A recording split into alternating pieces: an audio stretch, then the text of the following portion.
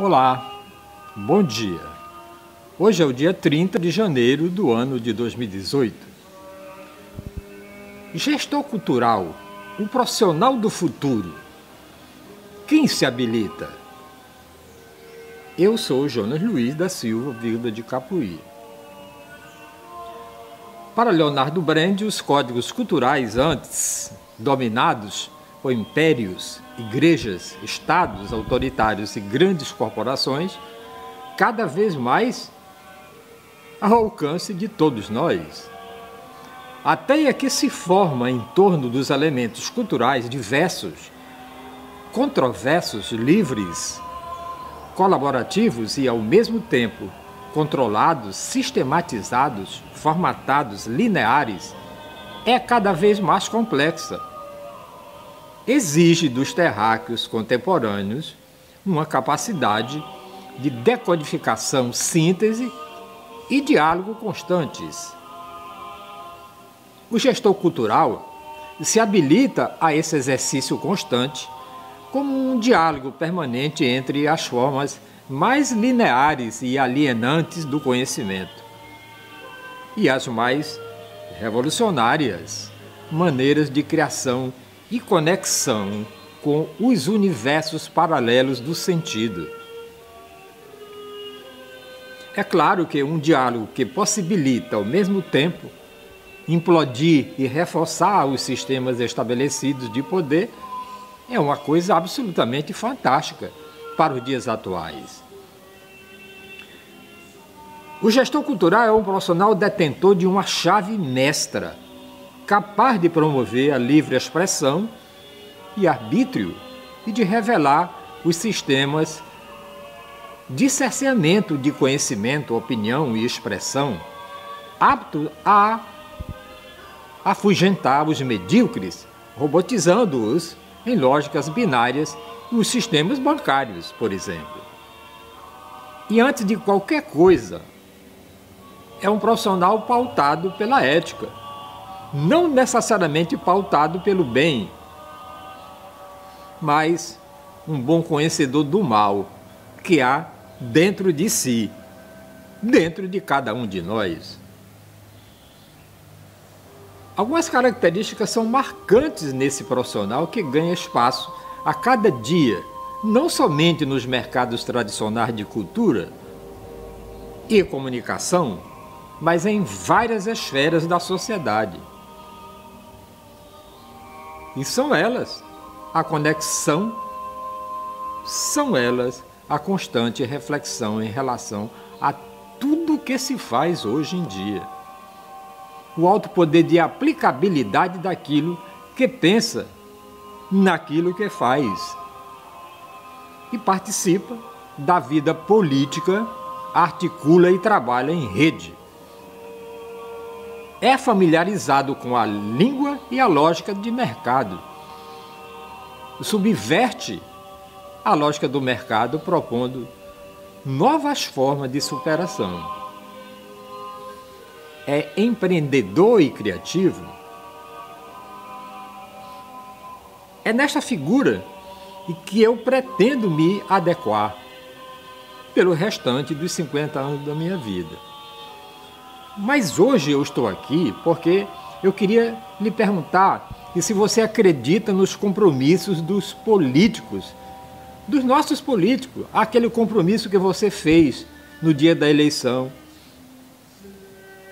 com esse caos que existe hoje na política brasileira.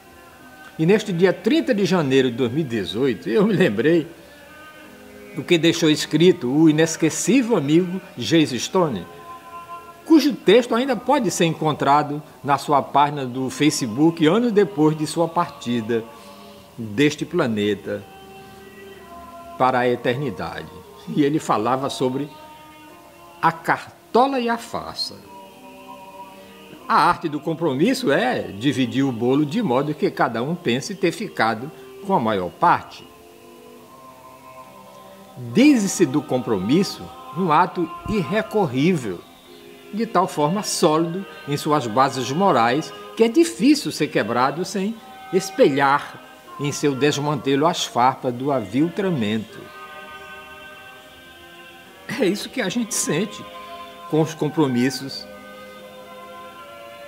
e as juras dos políticos que não cumprem. O compromisso nasceu para os homens de bem, que não tergiversam, não escorregam em suas palavras e dignificam cada uma delas. É certo que o compromisso não foi criado para os que querem se locupletar das facilidades, mesmo em dissonância com a verdade e com a justeza. Aquele que não tem compromisso é impalpável, escorre entre os dedos como lama viscosa, vive à esgueira da fraqueza, é um prestidigitador, um ilusionista que tira da cartola uma farsa e com maestria faz até levitar. É um jogador de palitinhos que sempre esconde o jogo, improvisa, acerta e desacerta com hábitos de nunca acertar. O que não tem compromisso também não tem vergonha. O político que não tem compromisso também não tem vergonha.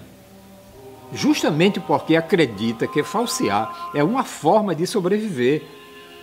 É um malabares passando os dias sobre um arame retesado.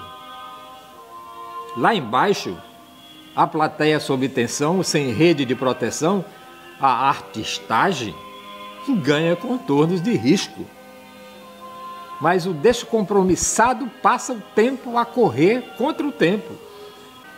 Porque marcou e não foi, falou, mas não negou, sorrindo, odiando.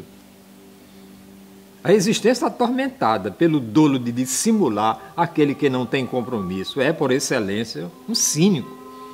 Faz lindos discursos, transborda recursos para mais enganar, garante e não entrega, peleja e refrega, porque confia absoluto na arte de burlar.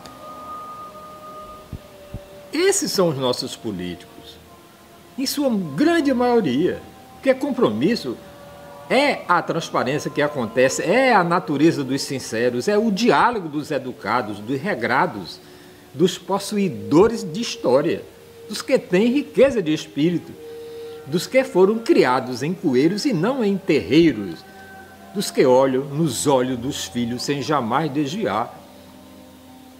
Eles existem no nosso parlamento, eles existem nos nossos governos, mas são poucos, contados a dedos. O que não tem compromisso é a imagem da indiferença e do esquecimento. O que não tem compromisso tem preocupação da vileza, da incerteza, do fino véu tecido, tramado e para embaçar. Esta foi a lição que nos deixou para a posteridade o amigo que se foi, James Stone. E eu sou o Jonas Luiz da Silva Velho de Capuí. Rezar eu não rezo, mas para os que rezam,